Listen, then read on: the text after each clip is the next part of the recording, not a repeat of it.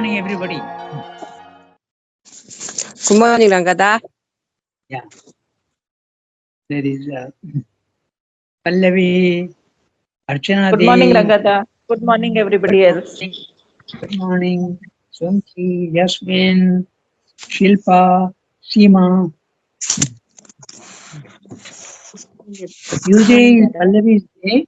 If she is free, she can read. Rangad, okay, Rangada. Yeah. Yes, Rangada. Yeah, we can Shall I start. start? Yes, please. But the embodied being is not limited to these two modes of Prakriti.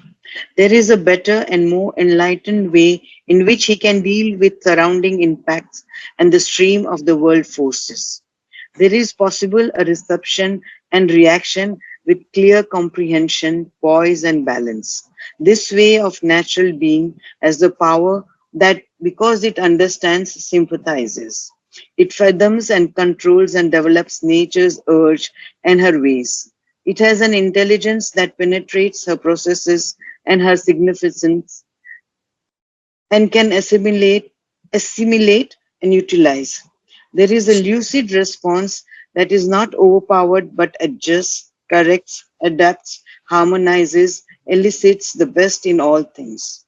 This is the mode of sattva, the turn of nature that is full of light and poise, directed to good, to knowledge, to delight and beauty, to happiness, right understanding, right equilibrium, right order. Its temperament is the opulence of a bright clearness of knowledge and a lucent warmth of sympathy and closeness, a fineness and enlightenment, a governed energy, an accomplished harmony and poise of the whole being is the consummate achievement of the sattvic nature. So the chapter is the three modes of nature, Sattva, Rajas, Tamas. So he is now described. He has already described Tamas and Rajas. Now he is describing the Sattva aspect, and very clear statement of what the characteristics of the Sattva are. You read each sentence and see whether it is there. But the embodied being, who is the embodied being? My soul. Your psychic being which has taken a body. That's a embodied being. But the psychic being is not yet fully awake. Okay? So the embodied being is your consciousness which has not yet understood what it is. Okay? It is when it becomes absolutely conscious of itself, then that's a psychic awakening. Then you can even become very, very sattvic, and you can even go beyond the sattvic. Okay? The embodied being, the jiva, the jivatman, which has taken a body, is not limited to these two modes of prakriti, tamas and rajas. Tamas, let us remember, is a principle of stability. Okay, there is a positive way and also a negative way of looking at it. The positive way is that principle in nature which gives stability and no change. That's also important. But the implications of that is that you don't want to change. Therefore, you are rigid and you want to stay where you are, which is anti-progress. Okay, you don't want to progress. So that's the big problem of the tamasic nature. So, and tamas is there in individuals as well as everywhere in nature. Okay, it's a very interesting discussion which the Gita has. It applies the principle of tamas to everything, to human beings, to animals, to even your psychological movements, okay, of yajna and dana and all these. It's very interesting discussion. I think we have already had that, but if you have not had, we'll discuss it later on. Okay, so that's the tamas. Then we have the rajas. Rajas is the principle of motion, energy, power, movement. Okay, the non-stop movement, energy. Okay? It's the opposite of tamas. Tamas is the one that wants to stay put and don't want to move. But Rajas is exactly the opposite. It is matter is tamasic. It doesn't want to change. It wants to remain where it is. But as soon as life comes in, it reverses the thing. Okay? It reverses the thing. That means it reverses the stability. It wants progress, change. So that's a rajas. Then we come to the sattva. So, but the embodied being is not limited to these two modes of prakriti. Remember, prakriti is nature at the lower level of level 1, and prakriti includes the individuals as well as animals, as well as plants, as well as the whole universe. That is prakriti. In fact, prakriti is that which is created. Okay? All creation is part of prakriti. There are certain things in man which are not created, which are immortal and eternal and infinite. That's your psychic being, also your self. Okay, so that is the Purusha, not the Prakriti. Prakriti is everything that is created, and everything that is created has movement and a beginning and an end. Remember that. Okay, so I read the next phrase. There is a better and more enlightened way in which he can deal with surrounding impacts and the stream of the world forces. Remember, you are part of the universe. You are in the universe, and the universe is full of movement, forces, okay, ideas, and all these physical forces, vital forces, and even mental forces and psychological forces. All these are interacting with you. These are the impacts, the surrounding impact, surrounding from the environment, from your environment in the universe. Okay, and the stream of world forces. So first of all, there are surrounding impacts, and but impact can be physical, it can even be vital. Okay, when the stream of world forces which you may not see, surrounding impacts you can see or feel, but the world forces you may not see. Okay, just like the gamma rays and alpha rays and all these X-rays. Okay, all these rays that are coming. Okay, the radio waves. Okay, the television waves. All these things you don't see, but they are there very much. Okay, the signals for the telephone and all, you don't see them. World forces. So Srivastava is saying very clearly surrounding impacts, and then he's following it up with world forces. Don't think that they are the same thing. Srivastava's prose is very, very accurate. Okay, surrounding impacts can be physical. Someone can give you a blow. Okay, someone can give you a flower. Someone can give you something else. It's an impact from the physical world, but the impacts can also be vital. Someone will be able to praise you, or someone will be able to insult you. They are the impacts coming on from vital. Ideas also. Okay, they also can be. A good idea will impress you, and a bad idea will make you feel disgusted. Okay, so all these are the impacts. Then there is a stream of world forces which you need not necessarily see. Some forces you can even see, like the wind. Okay, you can feel the wind. So these is including everything. Then there is possible a reception and reaction. So you are receiving the impact from the physical world and you are reacting.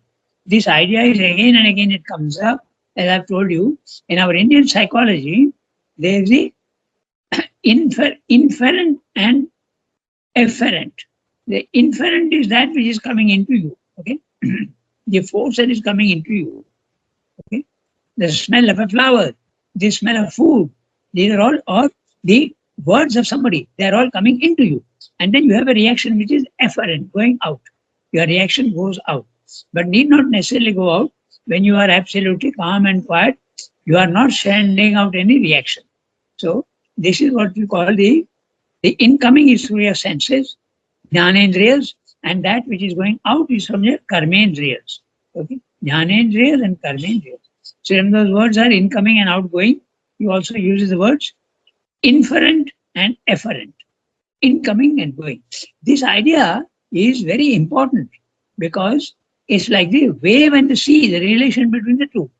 We don't think that we are related to the universe, but you are very much related. Not only you are related, but you are just one little wave in the vast sea of the universe. Okay? So there's constant interchange.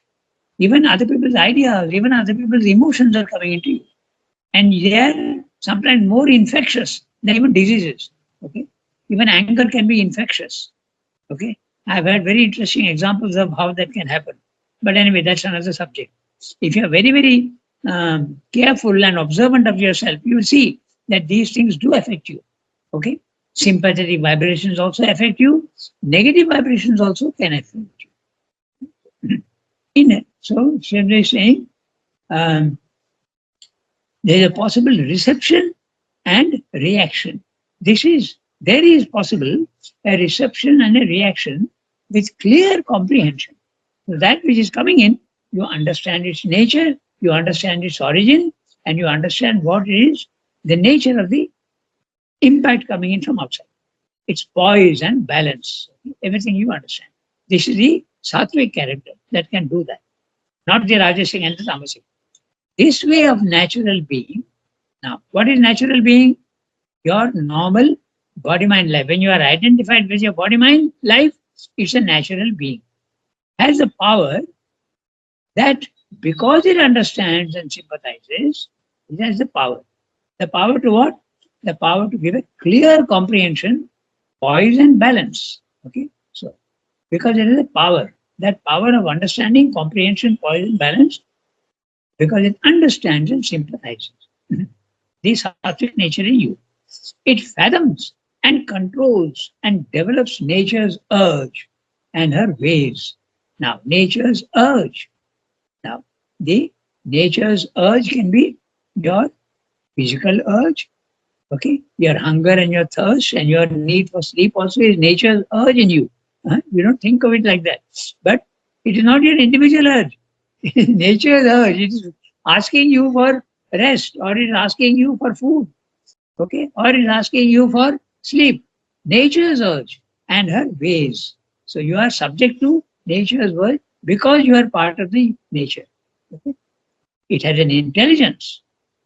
It has an intelligence. Your sattvic nature. Okay? It has an intelligence that penetrates her processes and her significances, can assimilate and utilize. So when these things come into you, either you reject it or you accept it, and the acceptance also can be unwilling or willing. Okay?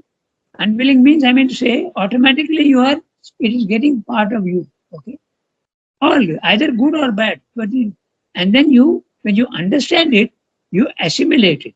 And when you assimilate it, it's like digestion. Okay? It becomes part of your being. You assimilate it. And then you can utilize also the experience that you have bought. Normally, these things that come from outside, we are not really utilizing. Sometimes we utilize the knowledge that is coming in from outside, okay? But we can also utilize the psychological movements coming in from outside. We learn that is possible. Utilize, remember. So he's giving you, first of all, there is an impact coming into you. Then you can either assimilate or not assimilate. And once you have assimilated, you can also utilize it. There is a lucid response, a clear response that is not overpowered. Overpowered by what? Overpowered by the vital and the body. Okay? The sattvic nature is usually located in the brain, in the mind. Not brain, but mind. Okay?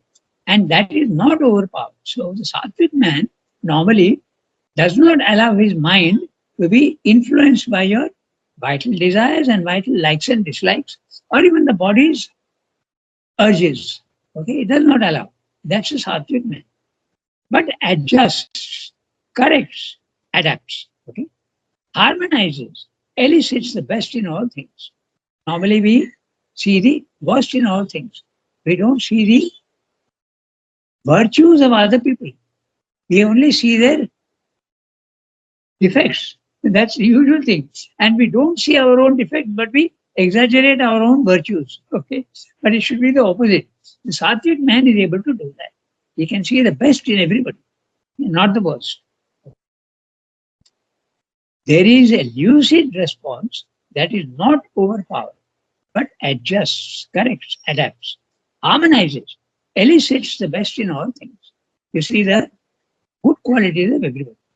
This is the mode of sattva, the turn of nature that is full of light and poise.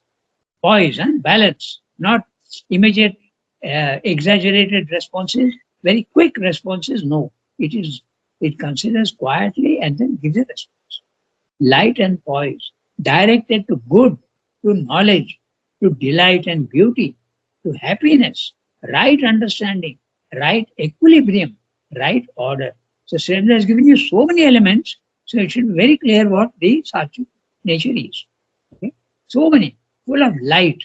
Light means understanding, knowledge, and poise, a balance, not knee-jerk reactions. Okay, directed to good. Always you're thinking of the good, to knowledge. Your whole attitude to things is positive, not negative.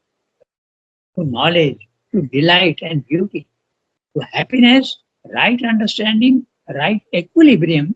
Okay? Equilibrium he has used twice. Poise also he is saying, okay? And he's saying also equilibrium. Understanding also he has told you, full of light. Light gives you understanding. To good, to knowledge, to delight, and beauty, to happiness. Right understanding, right equilibrium, right order. Its temperament is the opulence. Sandra used a very interesting word, opulence.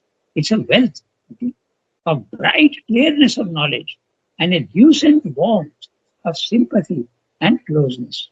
You feel always well disposed towards everybody. A lucent warmth. Lucent is a calm, quiet, low level light. Okay, lucent. Okay, it's a warmth of sympathy and closeness. Beautiful description. A fineness and enlightenment, a governed energy. The non-governed energy is your vital, is your what is called the rajas. Okay? But a governed energy can be also sattvic, sattvic energy.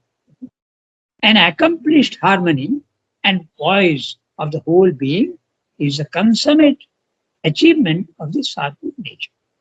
Note the word consummate, it's a complete achievement of the sattvic nature. So if you have a sattvic nature, all these things are there.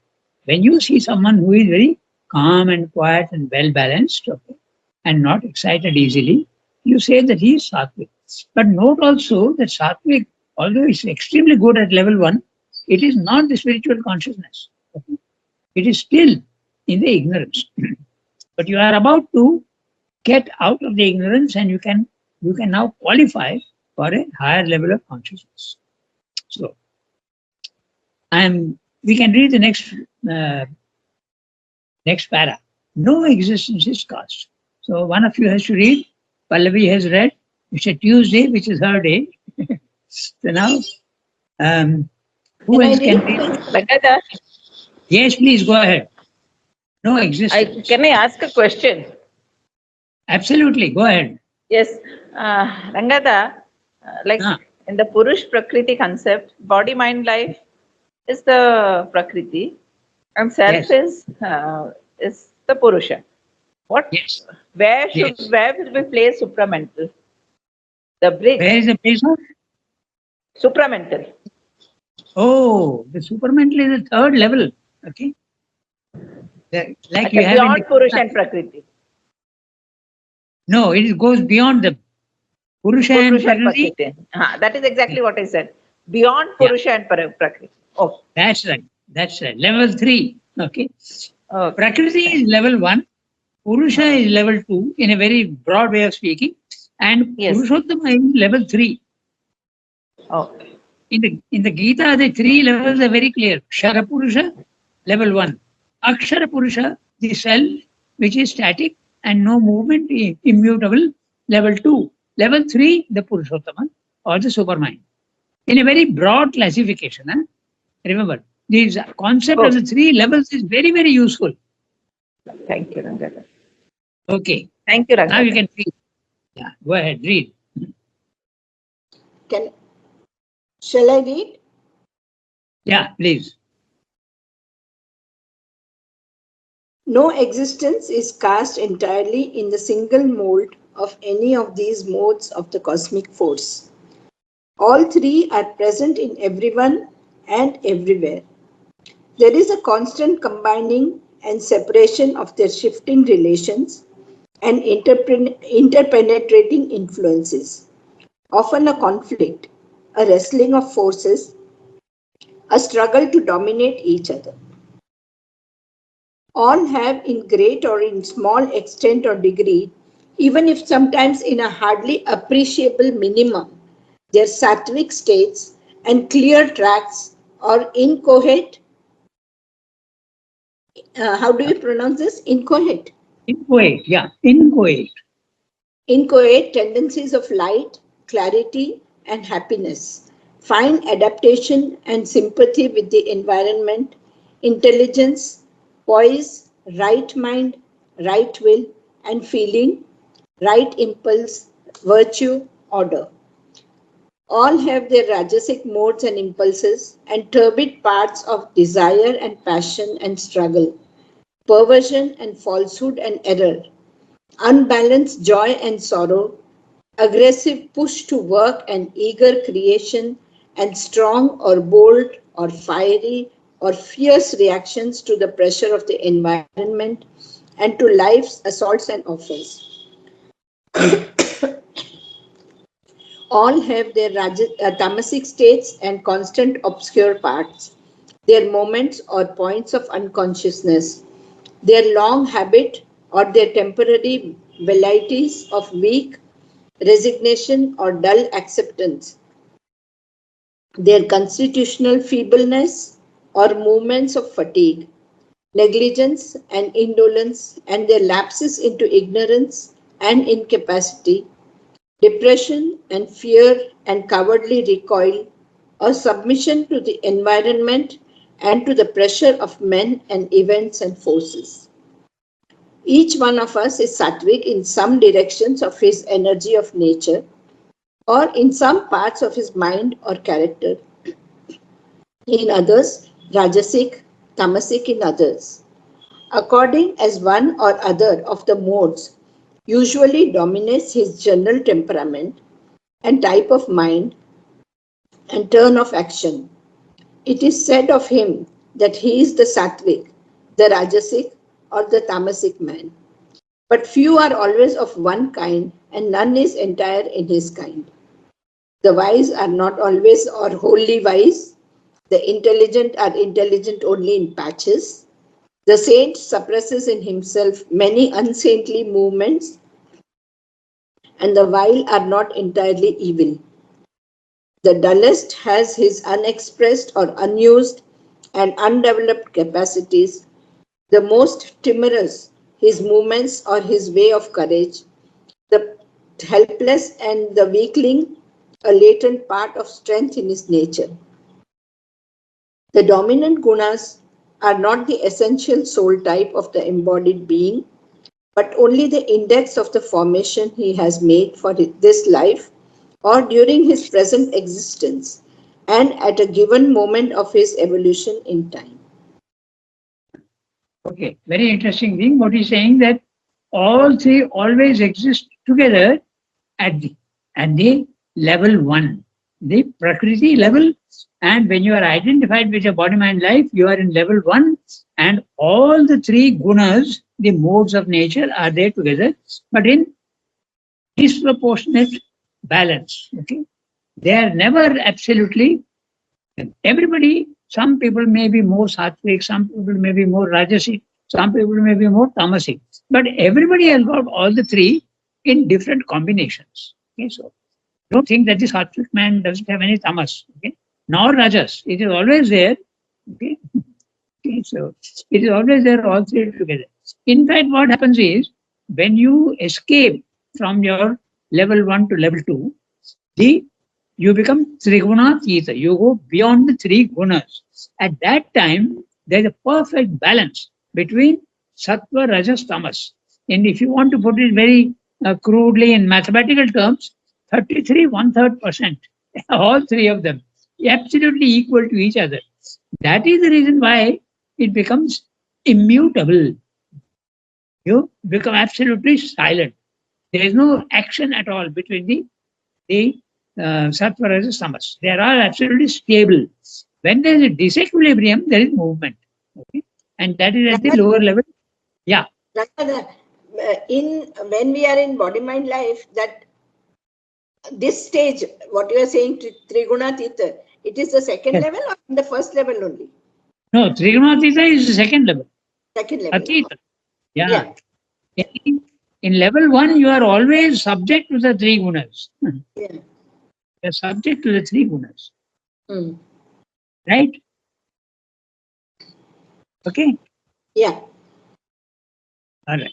So now, very interesting what we'll see what he's saying. Okay. Simple, but sometimes the words we can give a slightly different interpretation. Okay. So no existence is cast entirely in the single mode of any of these three modes of the cosmic force. Note interestingly, he's not taking no man.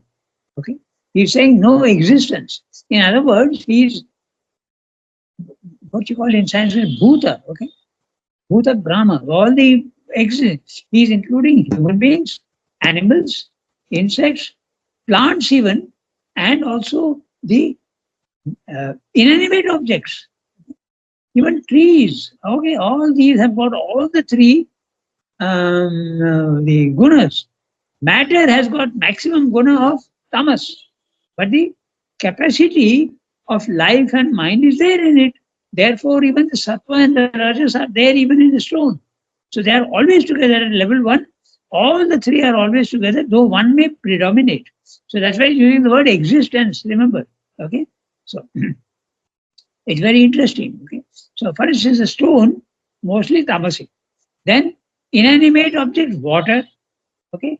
That is movement. So that is more rajasic. Okay. Then you have the fragrance of flowers that comes to you.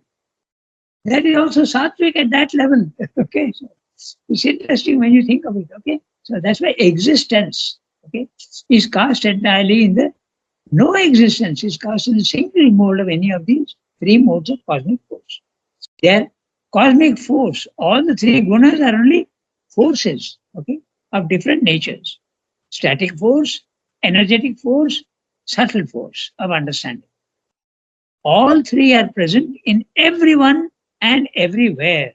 Now, is that existence? He's making it very clear. Everyone, and everyone includes also human beings and animals.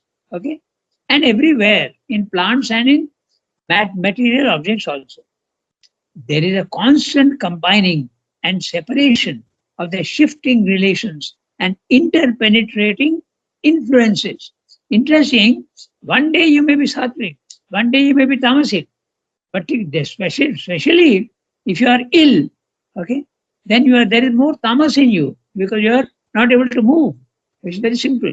When you are feeling very, very energetic, you are more rajasic. Sometimes you may be in a very pensive mood, okay, then that you are sattvic, okay, it depends. Not only on your character, but also on the day and time. That's exactly what Sundar is saying. Okay, he's saying shifting relations and interpreting, combining and separation, he's saying. It can happen to everybody at different times, you are in a different mood. Okay? And then interpreting influences, often a conflict. Conflict of what and what?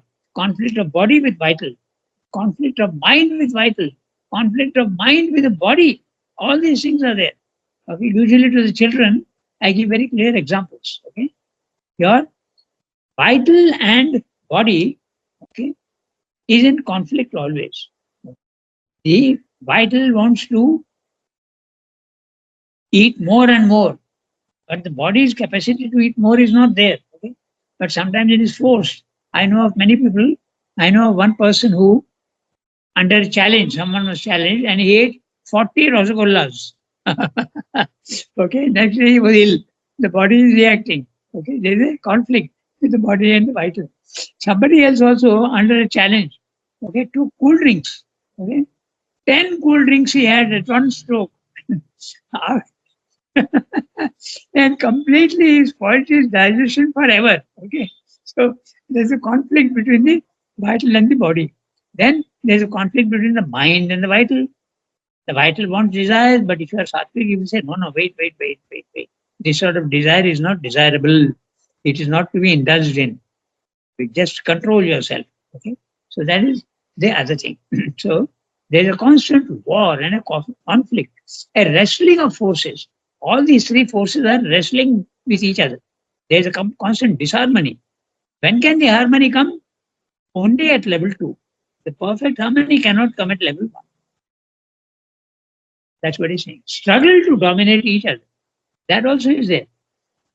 Each one is acting as though it wants to dominate the other. All have in great or in small extent or degree, even if sometimes in a hardly appreciable minimum. As I told you, in this stone, the tamas is the maximum. Okay? And the sattva is there, but it is hardly appreciable minimum. Okay? Now, why am I saying that the mind is there and life is there in matter? Because we know that what is meant by the involution. Okay? Mind and life are involved in matter. Therefore, there is sattva and rajas in matter, which comes out in evolution. So that's why very clearly he's saying in a hardly appreciable minimum. Okay? So there's sattvic states and clear tracks or inchoate tendencies. The word inchoate means vague, uncertain, imperfect. That's what it means. Vague tendencies or tendencies of light, clarity, and happiness. Okay? Everybody has this some part, sometimes. Fine adaptation and sympathy with the environment, intelligence, poise, right mind, right will, and feeling, right impulse, virtue, and order. So sometimes the sattvic element is dominating in you. That's what he's saying. Now he's saying sometimes the rajasic element dominates in you.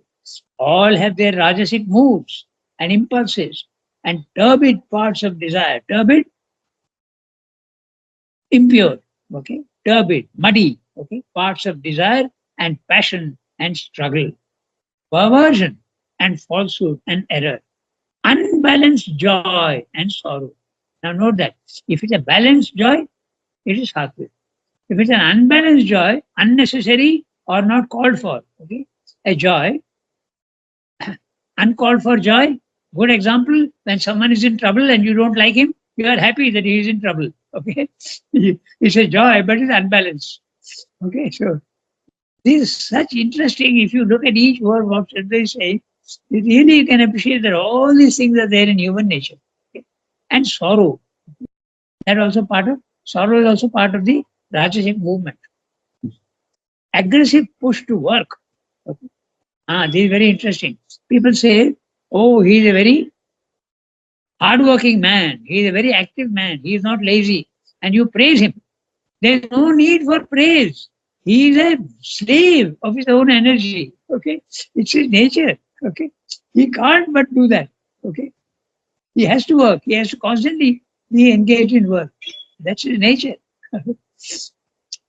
It can be a quality if you look at it in a certain way, but it can also be seen as not a quality if you see that he is a slave to his energy. Okay, so aggressive push to work and eager creation and strong or bold or fiery or fierce reactions to the pressure of the environment and life's assaults and offers. See, Srimdo's way of looking, life is assaulting you, but it can also offer you. There can be, life can give you good moments and also bad moments. All now he comes to the tamasic. Okay, all have their tamasic states. All means again human beings, animals, and even inanimate objects. Okay? All have their tamasic states and constant obscure parts. Their movements or points of unconsciousness, their long habit or their temporary velleities of weak resignation or dull acceptance, their constitutional feebleness or movements of fatigue, negligence, and indolence, and their lapses into ignorance and incapacity, depression and fear and cowardly recoil, or submission to the environment and to the pressure of men and events and forces. Oh, very big sentence, but we'll look at them very carefully. So, just now while reading, something struck me interestingly. I said that sattva, rajas, tamas are there in everything. We saw also in the stone, in matter, tamas is the maximum, and the other two are there but involved. Okay. Now, I was thinking of plants. plants also can be sattvic and rajasic and tamasic. Okay, it's interesting. So tamasic would be plants which grow very slowly. Okay, or we have also plants which are parasite. They feed on other trees. Okay, there are creatures which go. So those are vital. Okay, they are rajasic elements. Okay. Now there are also tamasic plants. Okay, it's very interesting. Some plants, okay, give off a very bad smell. I don't know if you have heard about it. Okay, but it's like a rotten flesh. Okay, like rotten meat. Okay, so or something dead. That is the type of smell the plants emit. So even plants can have sattvic, rajasic, tamasic. What about sattvic? Beautiful flowers when they give magnificent fragrance. That you could consider sattvic. Okay, so there's so many interesting ways of all these plants, everything. Sattva, rajas, tamas is there everywhere. Okay. Each one of us is sattvic in some direction. No, we have to read the tamasic, no? Okay, I'll read the tamasic. Note the description is so clear. All have their tamasic states and constant obscure parts. It can be constant or it can be temporary, also constant obscure parts. When you are either disturbed or not well, you can't think clearly. So that's the obscure parts. Okay, so there are moments or points of unconsciousness here. Okay? That also can happen. Their long habit or their temporary velleities. Now, velleity is a very mild desire, a very mild, not a strong desire at all, but very mild wish. You can say there is velleities. Okay? So he's saying temporary velleities of weak resignation or dull acceptance. So you resign yourself to that which is coming in. You can't resist. Okay, a desire comes into you for a certain type of food or to meet somebody, and then you give in to it without arguing that it is good or bad. You just give in to it. A dull acceptance. Okay. So very interesting. Weak resignation and dull acceptance. You think out the difference between the two. When Srimda uses words, you have to see that very subtle differences are there. Both are resigning or you are accepting, but in a very dull manner. That means not very enthusiastically. You are accepting almost unwillingly. And weak resignation. They are constitutional feebleness or movements of fatigue, negligence, and indolence. Fatigue, negligence, indolence, and their lapses into ignorance and incapacity. Sometimes you feel yourself to be incapacitated. But another day, that which you felt you can't do, you think that you can do it. So it's temporary. Depression and fear and cowardly recoil or submission to the environment and to the pressure of men and events and forces. Now again you see carefully how he's saying he's including pressure of men, but also pressure of events and also forces. So all these things have effects on each one. Each one of us is hard. Yes. Another one question. This fatigue is physical fatigue or mental fatigue or vital fatigue, which is tamasic? It can be all the three, no? Yeah, it can be all the three.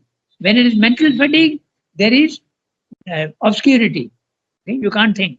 And vital fatigue is also you are tired of an effort and you give up the effort. Okay? You go on trying to solve a mathematical problem and you can't do it. After 2 hours, you give it up. Vital fatigue. Physical fatigue, of course, is very clear. After playing a heavy football game, there is physical fatigue. It can be all. But that you call tamasic then? After that workout, when you are tired, is it tamasic? It is tamasic at the mental level, tamasic at the vital level, tamasic at the physical level. That's right. They are all mixed together. No? That's what he has told us. That they are always interacting with each other. Okay, so So being tired That's- is not acceptable. pardon? I mean, if you are tired, that is you are tamasic. No. Yes, it's a form of tamas. It's forcing inactivity in you, na? So that's why you have to see it in a very broad way. Inactivity is tamasic. So in the second level, when we are trigunatit, you are not never tired. No, normally not. That's the reason why Mother and Srimdo hardly ever slept. They used to only rest for 2 hours. The rest of the time they are working all the time. Srimdo whole night with 1 cup of tea. He used to go on answering all the letters up to 6 o'clock in the morning. And from 6 o'clock to 8 o'clock, he used to have a rest. And then after that, bath, breakfast, and all. The whole night he used to work. They don't tire easily. Okay? So, but depends on the individual nature also again. Some people may not want to work. Okay? But they're beyond the three gunas. The level 2 is beyond the three gunas. Okay? So, yeah, we have reached 8:40 already, so we have to stop here today. Now, there's a little more, we'll finish it next time. Okay? Or we can even finish it now. Okay? He's saying that this mixture is there for everybody. So now he is talking about the wise are not wholly wise. The intelligent are intelligent only in patches, not everywhere. Okay? The saint suppresses in himself many unsaintly movements. Okay, that's interesting what he's saying. Okay. And the evil are not entirely evil in my text. But I think Tarika read the vile. Huh? I don't know what you have in your text. But in my text, I have evil are not entirely evil. Evil only, Rangana. Okay, okay. But Tarika read vile. Yes, by Vile mistake. evil. Okay. Anyway, the dullest has Dada? this. Yes. Huh? Dada, one question. Yeah. Where from these three guna start from? The level of, is it from the level of substance, that is the pradhana of the Sankhya, primordial matter? Where from these three gunas start? At the level 1, from matter, life, and mind. It starts from Prakriti. The three gunas belong to Prakriti only, never to the higher levels. Okay? It's from when Is the it- is involution it, takes place. Huh? Is it that means from the level of the atoms, where from the individualization begins? Yes. From that Say that. Yes, you can say that. You can say that even from the atomic level. One can say that. We'll discuss it next time. But even in the atom, there is all these three are there, involved. You must understand the word involved. Involved means all these capacities are there in matter. Okay? In the atom, all are there. Even the supermind is there in the atom, involved. Okay? All right. So okay, thank then in level 2, there is you are Trigunatita. You don't have Sattva, Rajas, Tamas. You have gone beyond them. Okay? You have gone beyond the body mind life. Body belongs to Tamas. There is a correspondence. Vital is Rajas and the mind is Sattva. Okay? So, usual correspondence. You have gone beyond them. You are not identified with your body mind life anymore. Okay? So that's it. Now, Sri Krishna very interesting in the last sentence. He's saying the dominant gunas are not the essential soul type of the embodied being. The gunas belong only to your body mind life, never to the soul. The soul has got its own nature, but that is what is swabhava. Okay? The swabhava of the soul is not the three gunas. Okay? The three gunas only belong to the outer nature, body mind life. Very important sentence. Must keep that in mind. Okay? The dominant gunas are not the essential soul type of the embodied being, but only the index of the formation. When he uses the word formation, very clearly body mind life, because they are formations. the soul or the psychic being is not a formation, nor is the self a formation. A formation is one which has got a form. Yourself and your psychic being don't have forms. The psychic being can have a form, very subtle form, but not the self. It is infinite and eternal. There's no form to it. Okay? As he has made for this life, and during his present existence, and at a given moment of his evolution in time. Okay? That completely para. Who is this he, Dada? This Dada, section. who is this Yeah. he? Who is Huh? this he? That he is last sentence. Just to you have read. Who? What is this he? He represents whom? Embodied being. Embodied You- being. That means the psychic being, Dada. No. Psychic being does not have these. No? The formation he has made for this life is, he means the embodied being. Okay? The embodied being can be the Jivatma. In a very broad way of speaking. Thank you. Jivatman is the, you It's can Jiva- say psychic. Yeah, It's- the Jivatman. It's not psychic The being. individual- It's not necessarily psychic being, because the individual Jivatman may not be psychic yet. It may only be a soul. Remember that the psychic being is a developed soul. Okay? So, the Jivatman need not necessarily be the psychic being. The psychic being is the Jivatman which is developed and conscious of itself. The essential Jivatman can even be in a very undeveloped state. That is possible. Okay, we'll have to stop here today. I have another class, so we can stop. Okay, I'm closing. Merci beaucoup. Rohan, merci beaucoup. Bonne journée. Everybody. Thank you, Rangada.